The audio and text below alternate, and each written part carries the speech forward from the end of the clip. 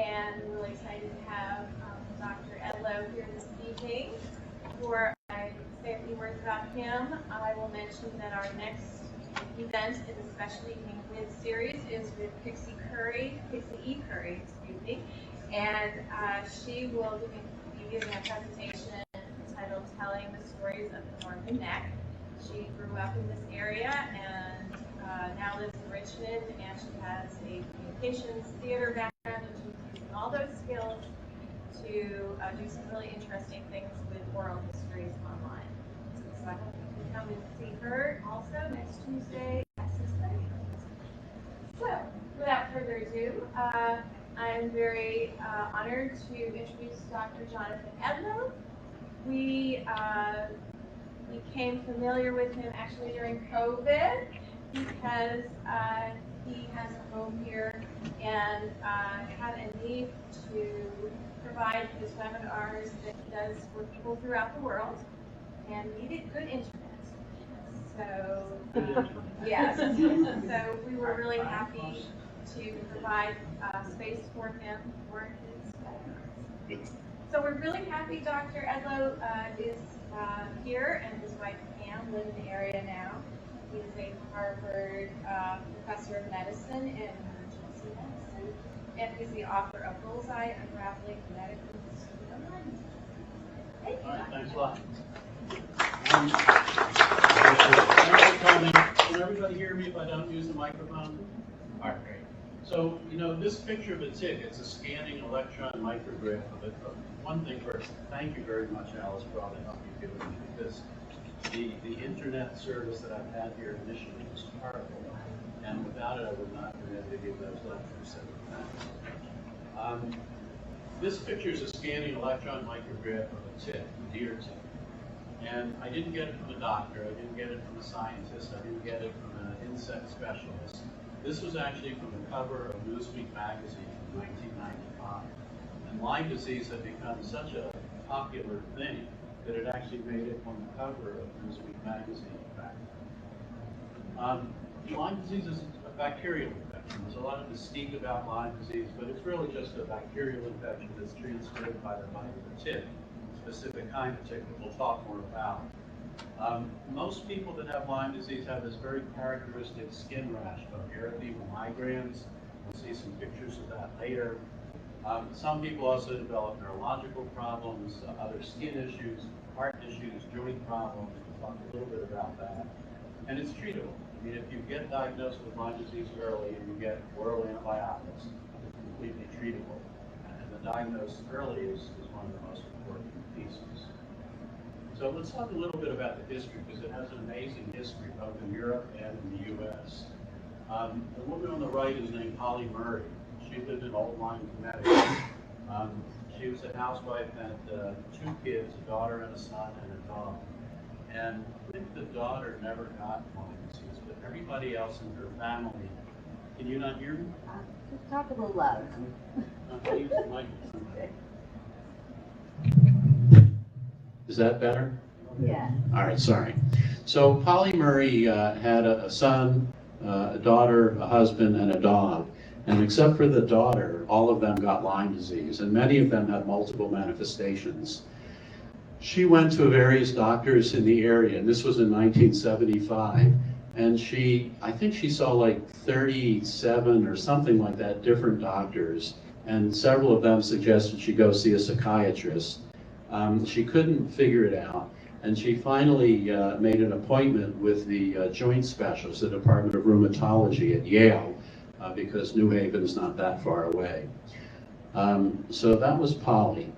These are the guys that started doing the workup of the initial evaluation. The guy on your left is Alan Steer, and he was a young trainee that was just studying rheumatology in the Yale department there.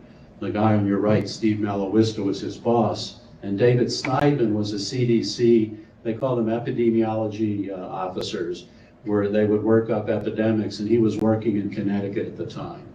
And Alan Steer was one of the people that saw Polly Murray in the clinic.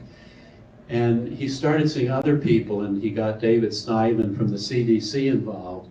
And what David did The picture on the left is, I don't know if you remember, but if you used to go to a Howard Johnson's restaurant, the placemats were a map of the region, of the area, and that was one of the placemats that David Snyman took. And I don't think the pointer's working well, but you can see those red arrows on it. He started calling people and finding all these people that had this arthritis, which initially was what they were focused on. And he used the placemat from the Howard Johnson to do his epidemiologic survey. You can see that there's a west bank of the Connecticut River and an east bank. You know, even though Connecticut is on the eastern coast, it kind of runs, you know, east-west along the Long Island Sound.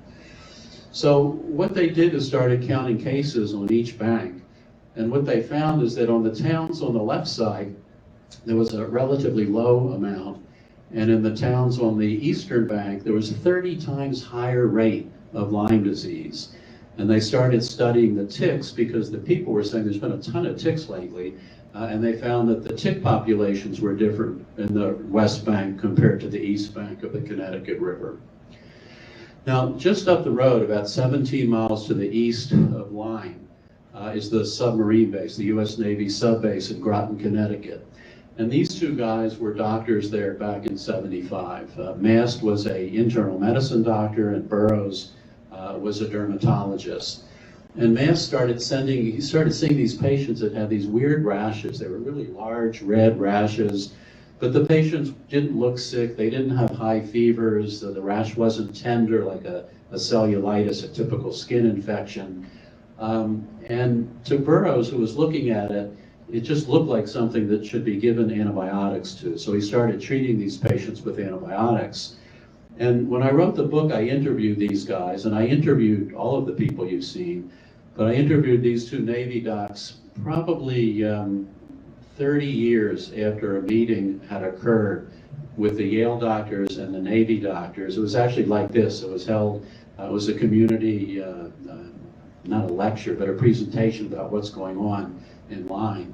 And even 30 years later, the Navy doctors felt like they had sort of been slighted by the, you know, the academics from Yale.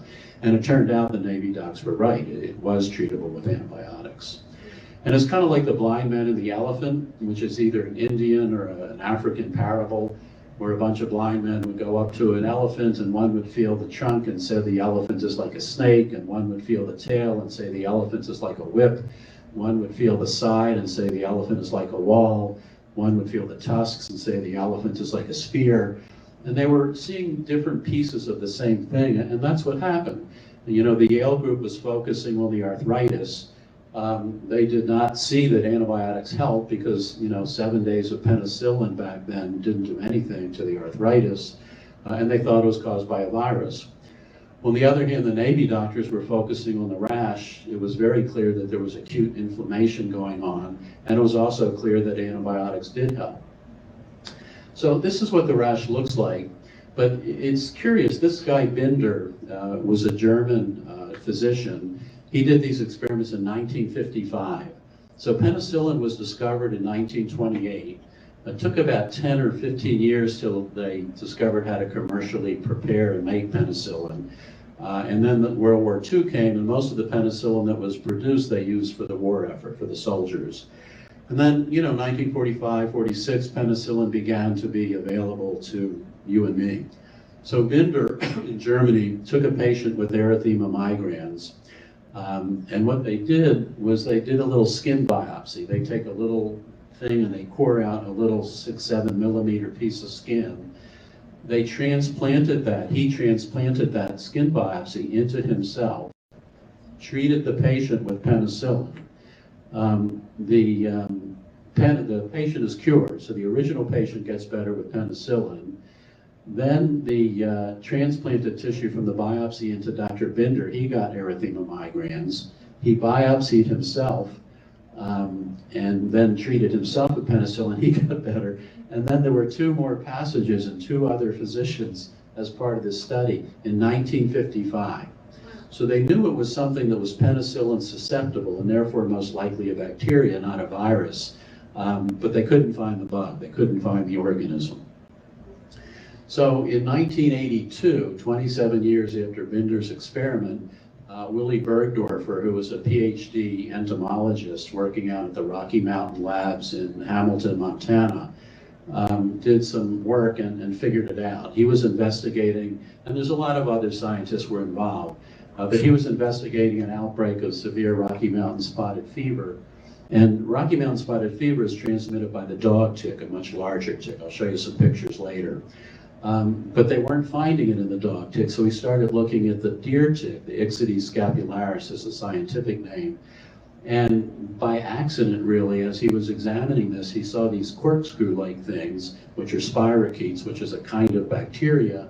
And then he did some skin passage experiments, very similar to Binder's experiments back in 1955, and showed that it was transmissible and treatable by penicillin. And then they did some further work and were able to culture it, in the lab. This is me and Willie Bergdorfer. This is probably 35 years ago, and this is what 35 years will do to somebody. If you look, I don't think this, the pointer works, but if you look at Willie's tie tag, it's actually a spirochete. He was a really nice guy. Pam met, and I met him once, and I met him a few times. And the history was so interesting to me, that's why I wrote the book. Oh, there it is. So a couple of fun facts. Let's just run through these. Very common. These are United States figures. You can see that in 2020 and 2021, that's just because everybody was dealing with COVID, and the epidemiologists and the state departments of public health and people. So I don't think it's an actual reduction in the amount. I think it's COVID related. But these are the numbers, and there's very good evidence that at least 10 to 20 times more people have Lyme disease than are reported to the CDC. And it kind of makes sense. I mean, we generally report diseases like bacterial meningitis or a sexually transmitted disease or tuberculosis, where if you don't catch that disease, the next person might get infected. But Lyme disease is not person-to-person transmissible. It's not fatal. It's treatable with antibiotics, so a lot of doctors don't report it. So these numbers are probably 10 to 20-fold higher. Again, that's pandemic related. So these are Virginia data, and this only goes up to 2016. But again, this is a 10-year trend. If anything, there's a slight increase over time. And again, there's probably 10 to 20 times more Lyme disease than these numbers would suggest because of the reporting habits of doctors. It's a seasonal thing. It happens during May, June, July, August. In Virginia, where the weather is different, it probably starts earlier and goes later than in other parts of the country, or certainly in Massachusetts, where I'm from, not originally, but where I've lived for the last 40 years or so. Again, this is Virginia data. It affects everybody. It affects little kids, old people, young people in between, men, women, black, white. It's an equal opportunity infection. And this just shows you putting together some of the CDC maps. You can see how much it's growing geographically and in numbers as well. So more and more people are getting Lyme disease. This is Virginia data. By the way, the Department of Public Health, through Pam? Why aren't people getting it in the South as much? I would think they'd get it more in the South. Well, we'll talk about that. Okay. I'll talk about that in a few slides. So I just want to point out the Department of Public Health provided us with those things that hopefully you got some of, take them home to your friends or something. But one of those two things is a little card with a QR code, and if you have a tick attached, you can take a picture of that QR code and put the tick in some alcohol and send it to the Department of Public Health, and they'll ID the tick for you. At any rate, these are Lyme cases. We talked about that, the endemic-related dip. So I also looked at it by county, and bizarrely, if you look at Lancaster County, there have been no reported cases. Now, there's no way that there's no Lyme disease in Lancaster County. I mean, if you look at the two contiguous counties, there's a moderate amount of Lyme disease. It's just a reporting phenomenon. But it is kind of interesting that in the eastern part of the state, there's less Lyme than in the western part of the state. And part of that, this gets back to your question, Pam, part of that has to do with the fact that the deer tick kind of has a northern variety and a southern variety. And the northern variety is more heat intolerant, but more aggressive in terms of biting humans. Whereas the southern variety tends to lay low in the leaf litter. Instead of biting a mouse or wintering over on a deer, they tend to bite lizards, and they just don't bite humans as much. And there tends to be more of the northern variety of the tick in the mountainous areas of Virginia than there is in the eastern coastal areas. And that's, at least the people at the Department of Public Health think that's one of the reasons why there's less Lyme in this area than there is in the western part of the state. Let's talk about the ticks. So this is, actually it's from the handout that you've got there, but I wanted to bring a dime to show you that the nymph tick of the deer tick is the size of the D on the back of the dime. It's tiny. When you look at those folders that the Department of Public Health provided, it looks kind of big because it makes the dime look like 20 times bigger than a dime looks, but they're tiny. And you can see that D on the dime and the nymphal variety, which is what causes most Lyme disease, are the exact same size. So this is a common household match on top, and there's an adult dog tick, or wood tick they're sometimes called, on the left, and an adult Ixodes scapularis, or deer tick, or black-legged tick. Those are the ones that cause Lyme disease on the right. But that's the adult.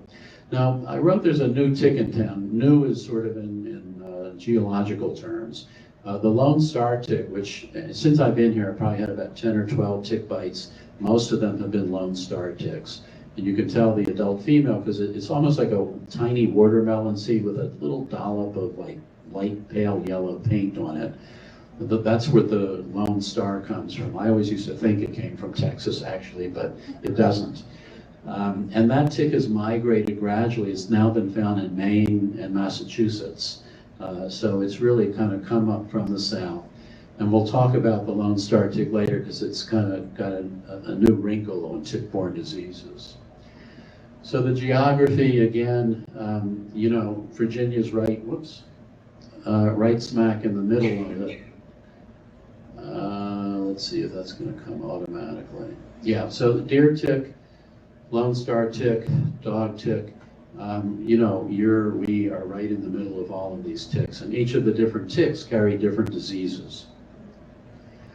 This is just seasonality of tick activity. That green line is the one that describes the deer tick. Again, it's a little different. It will be different in Virginia compared to Michigan, compared to Maine, because it partly depends on the weather.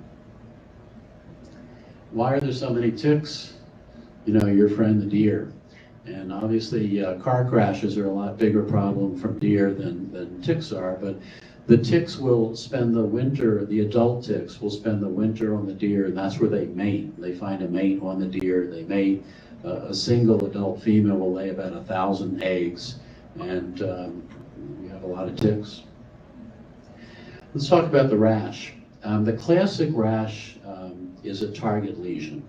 It looks like a target. That's why the marketing people at Yale wanted me to call the book Bullseye, even though I objected a little bit because it's just one of the ways Lyme disease can look like. There's a lot of varieties.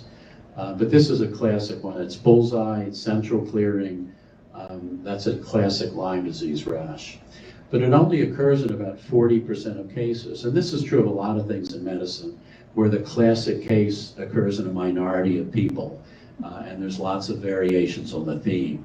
You know, not every heart attack has crushing substernal chest pressure and sweating and hypotension, low blood pressure, and that sort of thing. There's a bell-shaped curve of most diseases and most presentations. This is a woman I saw many years ago. She had been being treated for cellulitis, a common skin infection, with Keflex, a common antibiotic. She was getting worse, not better. She had dogs that she used to pull ticks off every night, and she had a little jar of alcohol she used to throw the ticks in. And she lived in a place where there were near Ipswich, Massachusetts, where there are a lot of deer ticks.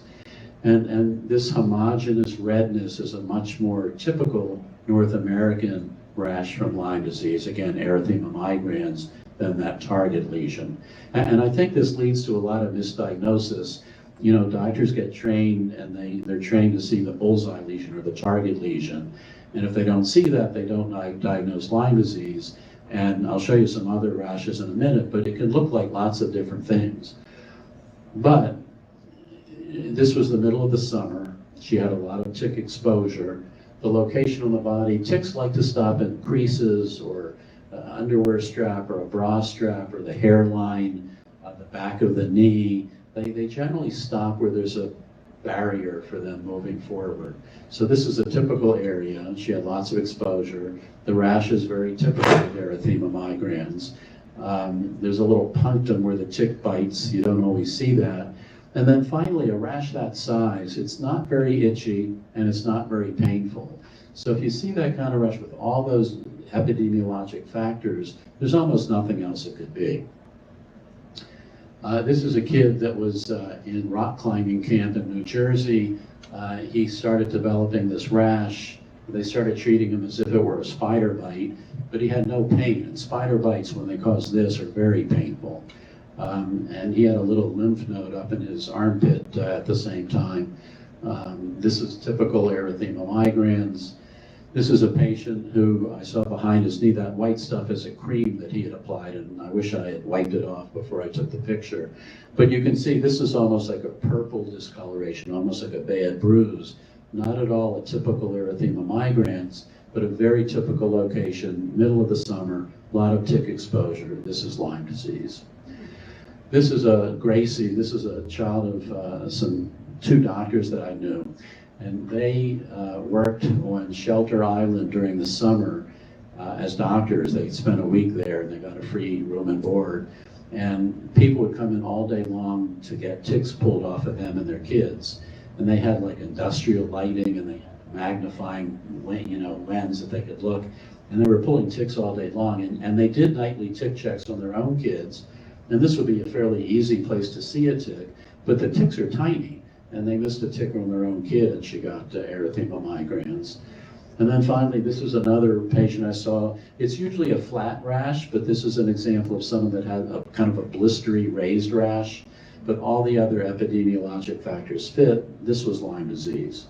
So Lyme disease can take a lot of different things. It's not always a bullseye. It's not always a target lesion. Sometimes there's no rash at all. It's just a fever and chills, and you kind of feel lousy, little headaches and muscle aches and joint pains. But people with Lyme disease generally don't have super high fevers. It might be due to a co-infection. We'll talk about that in a few minutes. But Lyme disease patients generally don't look super sick. They kind of feel lousy, but they're not really toxic looking. So later manifestations include multiple skin lesions, Bell's palsy. Do you all know what Bell's palsy is? The facial nerve palsy on one side, pretty common. Sometimes a lymphocytic meningitis, heart block with a very slow heart rate, heart inflammation, and arthritis. This is a patient I saw when I was in Boston at like 3 in the morning. I was doing a night shift, and she came in with this rash. And the dermatologists always say, look at the whole body. And she had another, I have a picture of it. Yeah, she had another one behind her knee, and she used to walk her dog on the Potomac. She was up on a business meeting from Washington, and she used to walk her dog along the Potomac and had a lot of tick exposure. This was Lyme disease. So this is multiple rash, where it gets into the bloodstream and goes in and can cause multiple lesions. You have a question? I was just going to ask, of the people that test positive for tick disease, what percentage of them end up with chronic health effects like the ones you described in the previous slide? So the question is, what percent of people that are diagnosed with Lyme develop later chronic problems?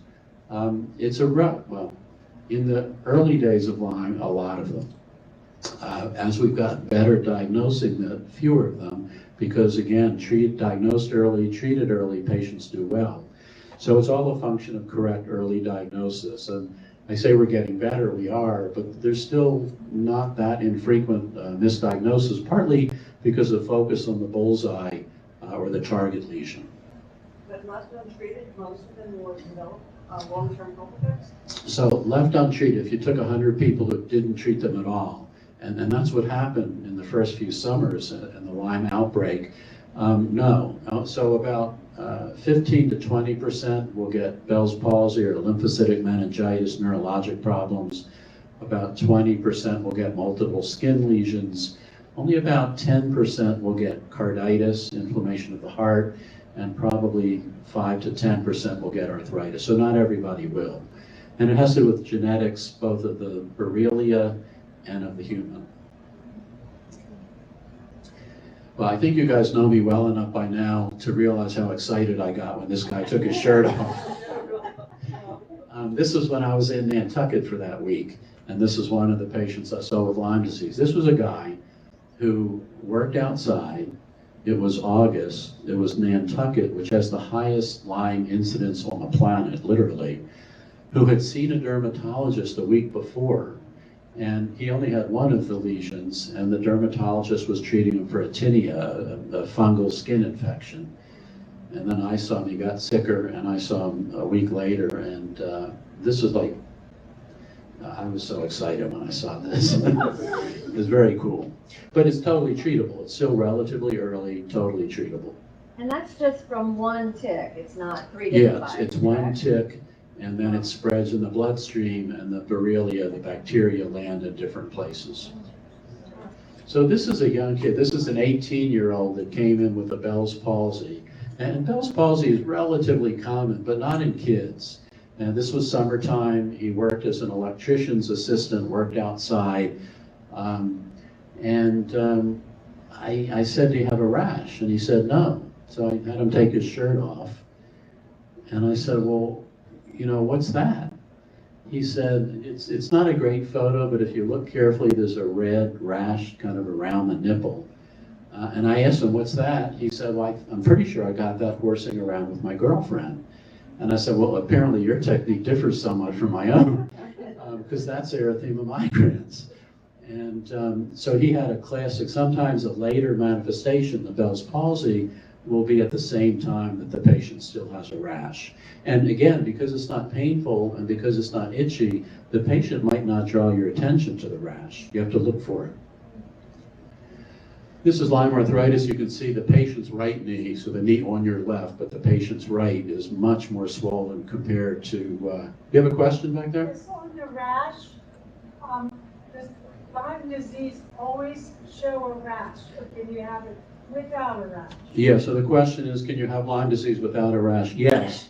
Probably, you know, 15% or so is a best guess. So the large majority will have a rash, but not everybody will. So how will you know? Will you have the symptoms? Well, so if you don't have that's a good question. If you don't have the rash, which is you know, you can make the diagnosis from looking at the rash in the right context.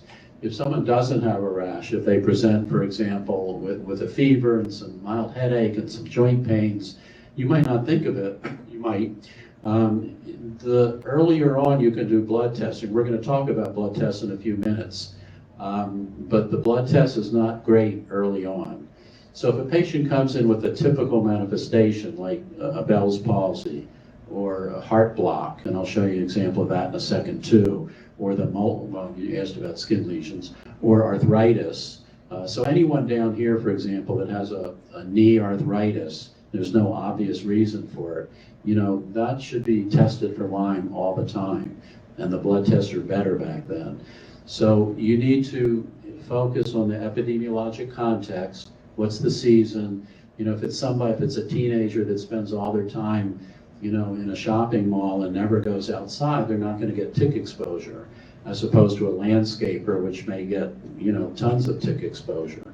So it's all those other factors in the patients that don't have a rash. And then you can use the blood test, but as I'll discuss in a few minutes, you have to use those rationally, because it's not the test that you think it is.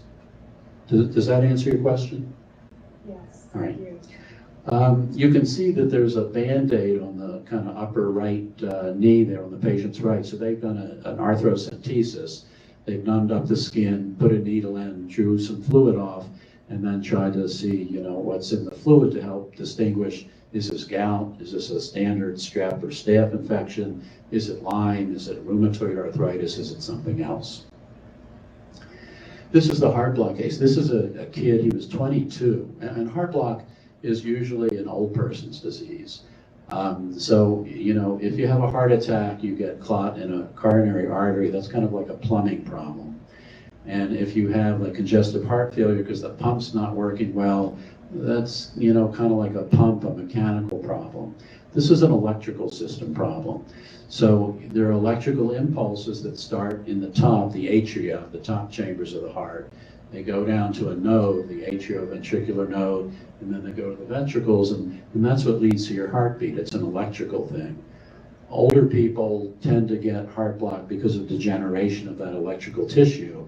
It's very, very uncommon in young people. So this kid was 22. He was visiting his parents in, I think it was Bucks County, I can't remember if it was Pennsylvania or New York. I think it was New York.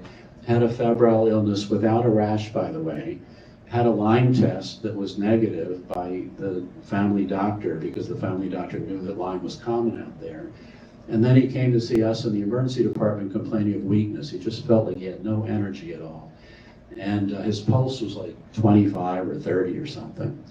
And what happens is that on an electrocardiogram, those green arrows are the QRS complex. That's what makes the ventricles, the bottom major pump. But then there's also P waves coming from the upper chambers, the atria.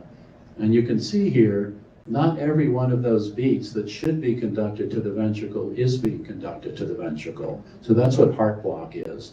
It gives you a slow pulse, you feel weak as hell, and that's what he had. And when I tested him for Lyme disease, it was positive because I was seeing him a week later, and he was already about 2.5 weeks into his disease. So again, I'm going to come back to the issue of the blood test in a minute. So when you question on the previous slide with the arthrocentesis, how often do you actually find the organism? Very rarely. It's unusual, but it's unusual to be able to culture the organism from the joint. You can commonly culture it from the skin, from erythema migrans, but you don't need to culture it there because it's a visual diagnosis. In patients with multiple skin lesions and you draw blood cultures, you usually don't find the organism. There's not like millions of organisms. There's smaller numbers than like a pneumococcal infection or a staph or a strep infection. And with the joints, you frequently do not find the organism. Sometimes they'll use PCR, which is looking for the DNA of the organism, and even with PCR, you don't find it that often in the joint. And part of it is because it's an immunologic problem as opposed to a direct infection. It's the body's inflammatory reaction causing the arthritis and not a direct attack of the bacteria.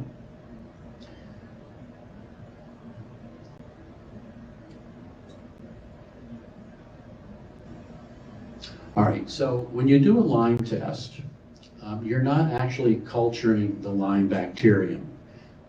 You're measuring antibodies. And it's not like if you have a sore throat, you go to the doctor's office, they do a strep. Well, nowadays it is an antigen test, but in the olden days when we all used to get our throats cultured, you'd actually get the actual streptococcus bacteria that you'd measure. You put it on a little plate and it would grow. You're actually measuring the actual organism. With Lyme disease, that's not happening. You're measuring the antibodies that the body generates to the organism. So if you get bitten by a tick today, and by the way, the erythema migrans generally comes out between 3 and 30 days after the tick bite. So let's say you get bitten by a tick today, and in 10 days you have a rash. You've only got about 50-50, a coin flip of being Lyme test positive or Lyme test negative, because the antibodies are very slow to develop. So early in the disease, the Lyme test is a lousy test. It's literally like a coin, flipping a coin and saying you have it, you don't. It's a very bad test. Later, chronic disease, like with arthritis, it's a fabulous test. If you have Lyme arthritis, you almost always will be seropositive for the Lyme test because you'll always have antibodies. And it partly gets back to your question because it's an immunological thing. So if you see erythema migrans, no test is needed. You just treat the patient with oral antibiotics. Most people use doxycycline these days, maybe amoxicillin in a child. But early on testing is very inaccurate, later on very accurate.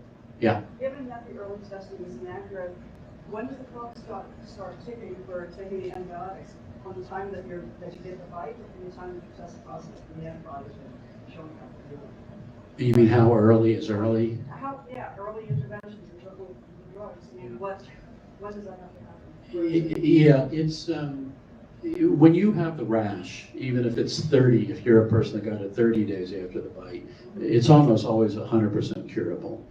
If you have multiple erythema migrans from bacterial spread within the bloodstream, that's still like almost always treatable and curable with even oral antibiotics. Same thing with facial nerve palsy, same thing with carditis, although generally with carditis, if it's that bad and they have heart block, we'll start with IV antibiotics and then back off to oral antibiotics. So late disease is much later than the stuff that we've seen so far, with the possible exception of the arthritis. And even most arthritis is treatable. Antibiotic treatment, again, most patients with Lyme disease respond rapidly to oral antibiotics. And the choice of which one you use depends on lots of different things, allergies and sensitivities. Doxycycline, for example, is a little bit rough on the stomach. You have to be really careful about sun exposure because you can get an exaggerated photosensitivity and get an exaggerated sunburn with that. Not recommended for long courses in children because it can discolor teeth and bones. But there's other possibilities, and again, most of it is oral antibiotics, and for severe manifestations, we'll use IV antibiotics. It's important to note, like that woman I showed you, and you see her again, that the commonly used antibiotics for cellulitis, again, the common skin infection, like Keflex and Bactrim and Cipro, do not treat Borrelia burgdorferi, so they don't treat Lyme disease. And that's a common mistake that's made. This is just a couple other things. This guy, actually, syphilis was a tertiary syphilis back in the early 20th century, was a very common cause of dementia.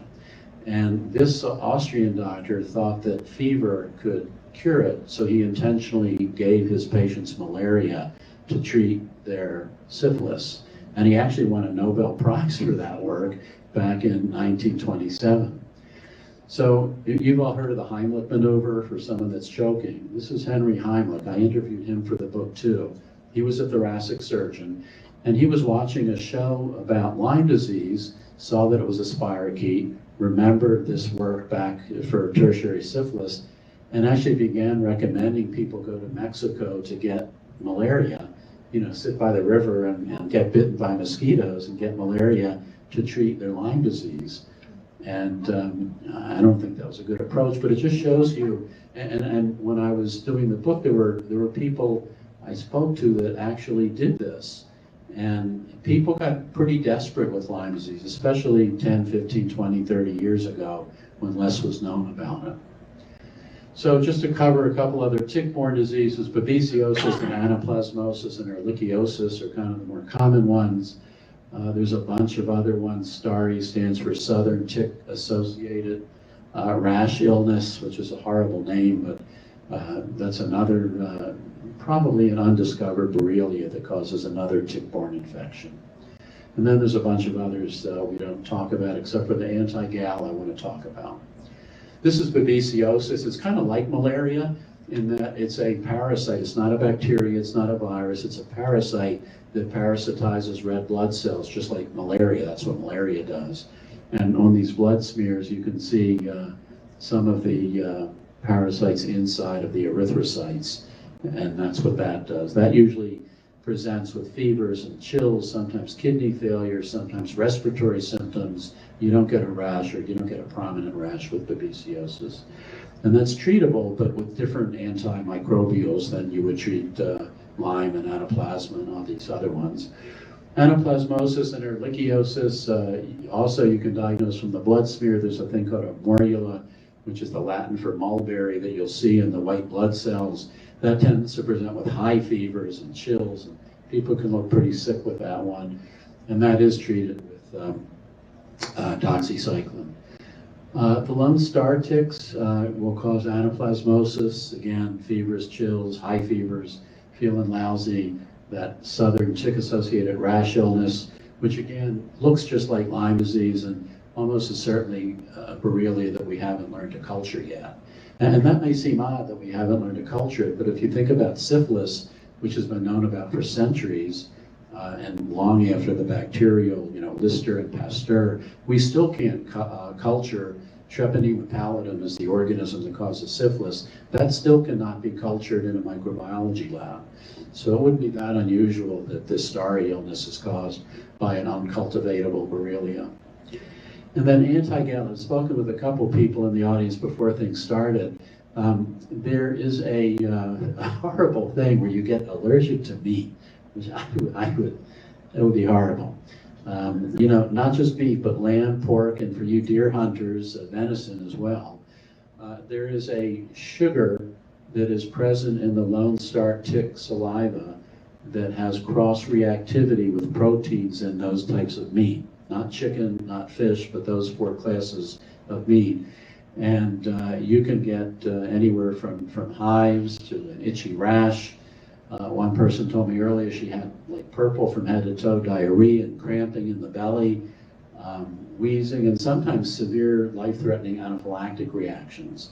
And this is a relatively new thing that a lot of physicians haven't heard about, but it's a real thing. And because the Lone Star ticks are so common in our area, that's the one that you need to worry about. That's the one that's associated with this.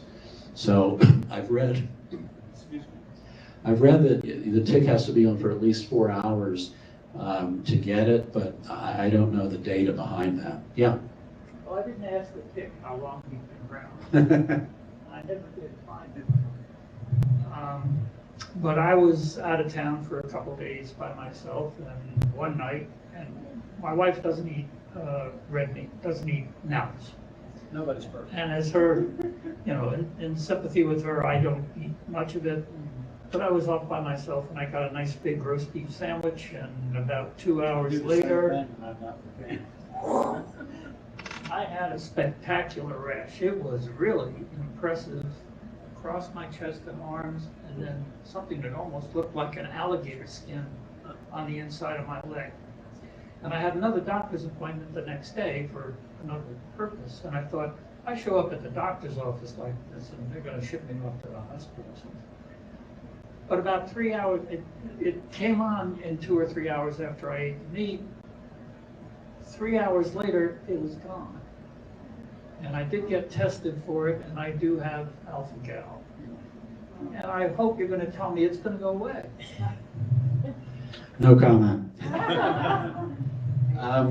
So there's something you made me think of. Well, first of all, there's a certain class of immunoglobulin called IgE. So immediate, like a bee sting allergy, immediate allergic reactions, or hives from eating strawberries or something. If you look at someone with hives from strawberries, you'll see that an individual hive will go and another will come, and they keep moving around. So it's a fast-paced thing. So it doesn't surprise me that much. And the thing you made me think about is that if you have a rash and you can't get to your doctor for a few days, take a picture of it. And take a picture of it the next day to see how it evolves. Because those pictures can really help if it does change. Although erythema migrans is a much slower moving thing than this alpha-gal is. But it's not, I don't know how uncommon it is. When I went to the DPH website, the Virginia DPH website, I think they're going to start monitoring it next year, 2024. So maybe we'll have more data about how common it is. At any rate, I would hate being allergic to meat. Thank you for your encouragement. So a lot of these ticks will have more. It's not like the tick only has Borrelia burgdorferi that causes Lyme, or only has, Ehrlichia, or only has Babesia. You can get co-infections. About 10 to 15% of patients with Lyme disease will also have Babesia or also have Ehrlichia, and occasionally they get what I call the trifecta, where they get all 3 diseases at the same time. These ticks are nasty creatures, so that can happen too.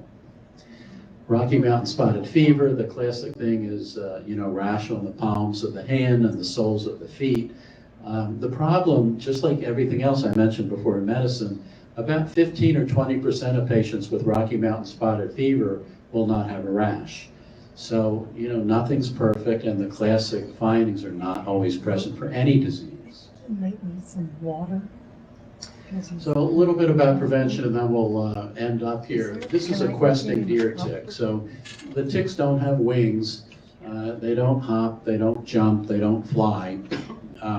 They basically stay on a piece of grass or a bush.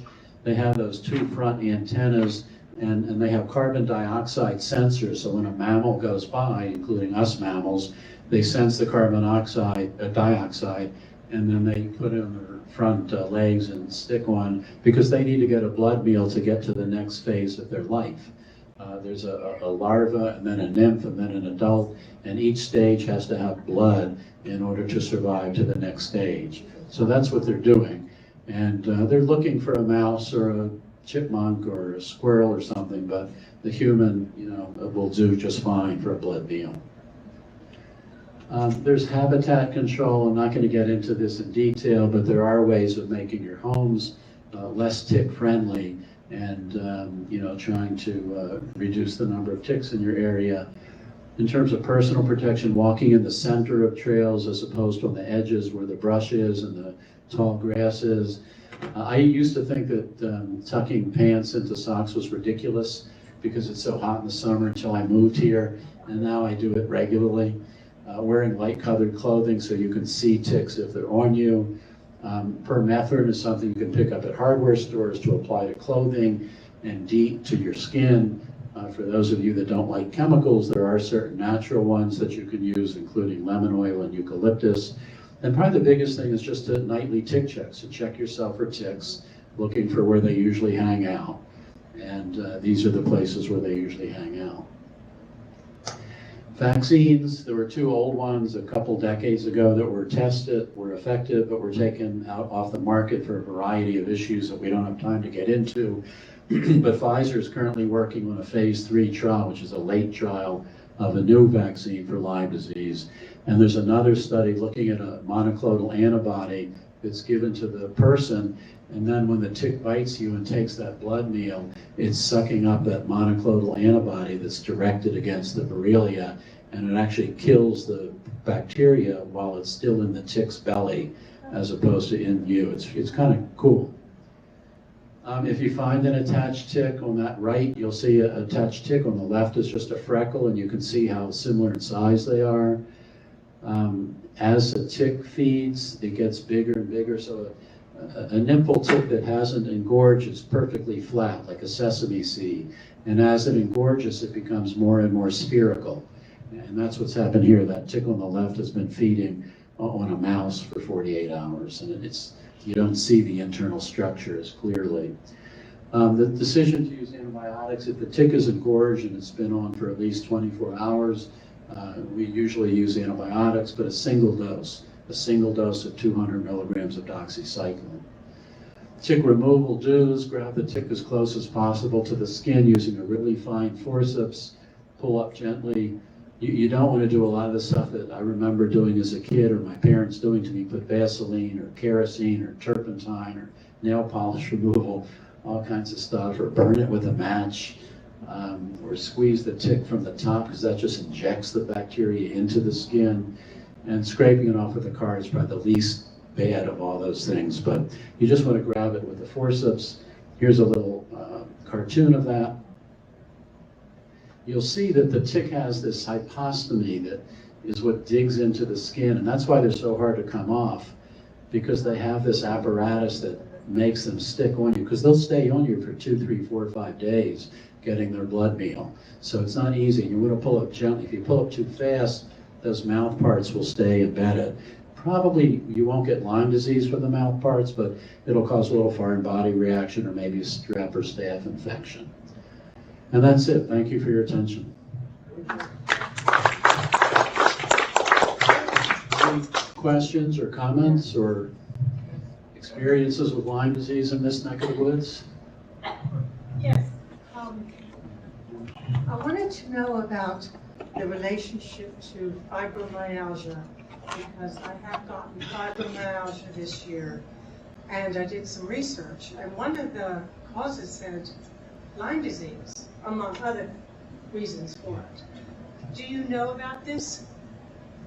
Yeah, so there's a number of, I'm going to use the word alleged, and I don't want to use that in a pejorative way, but there's a number of associations that have made between Lyme disease and fibromyalgia, chronic fatigue syndrome. Those are the two main ones.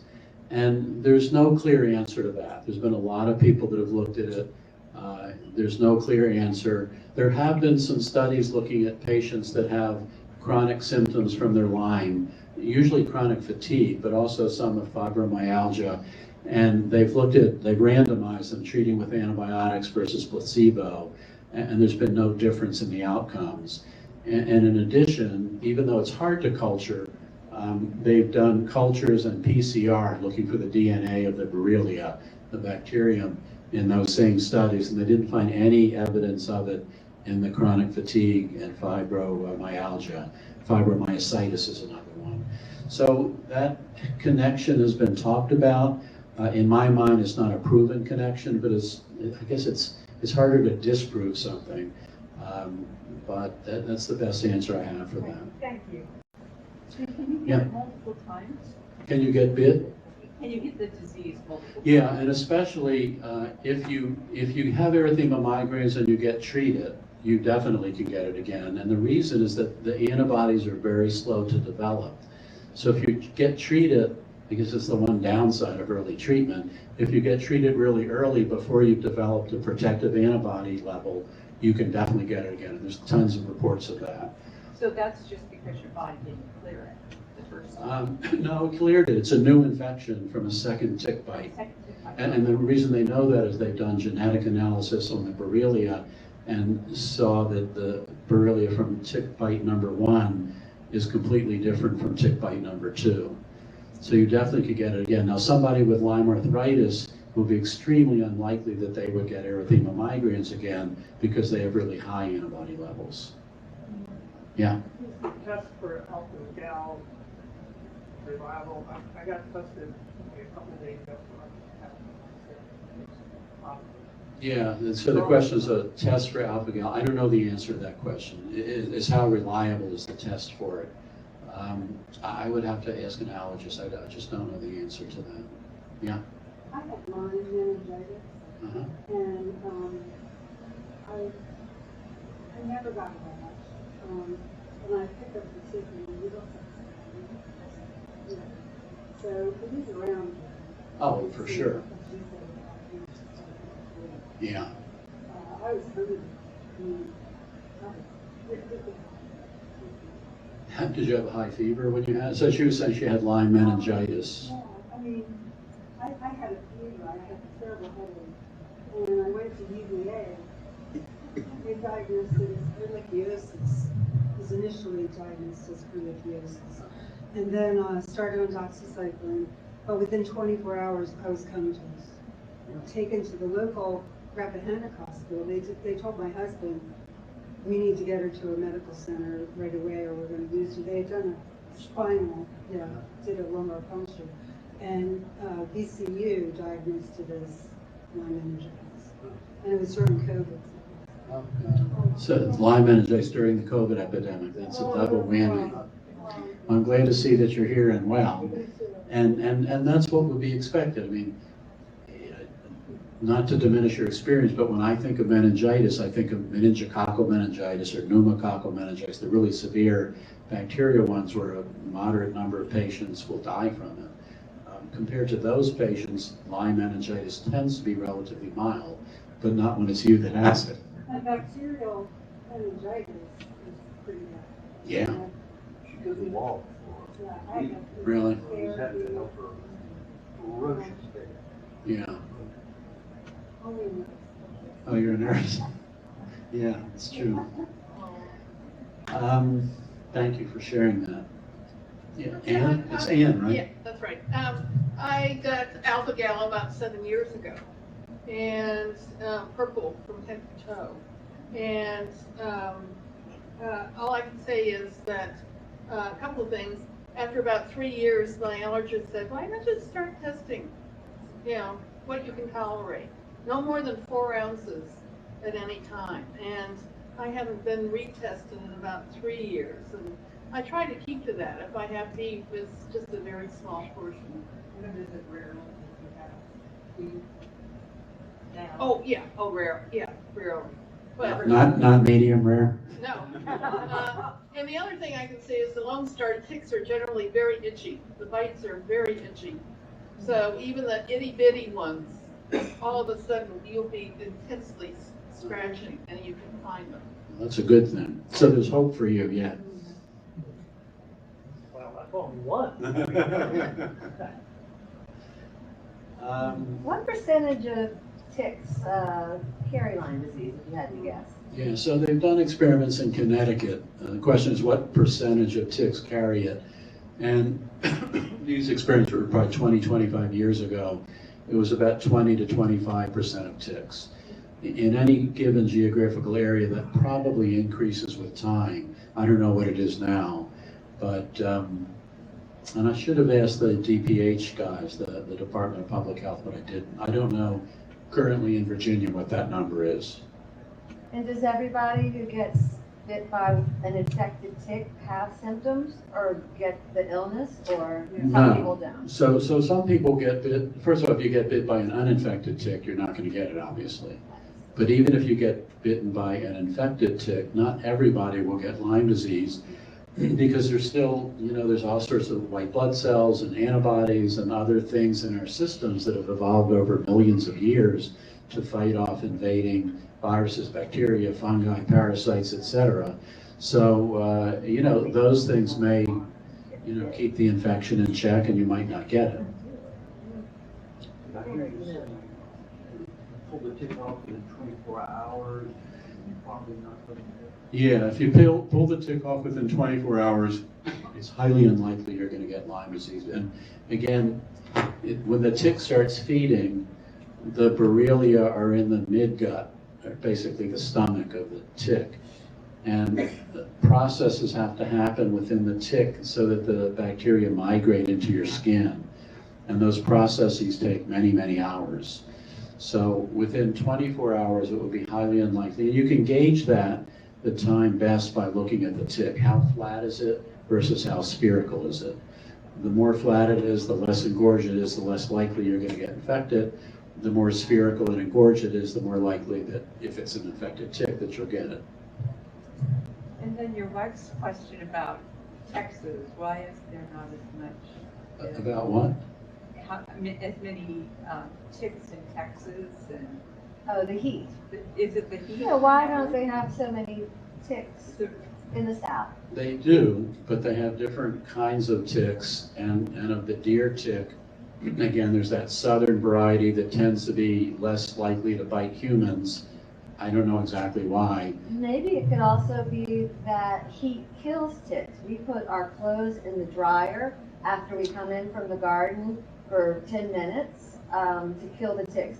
Washing in the washing machine will not kill the ticks, but the heat of the dryer, or hang them in the sun. It's partly the heat and partly the dryness. So in really dry atmosphere, ticks will desiccate and die.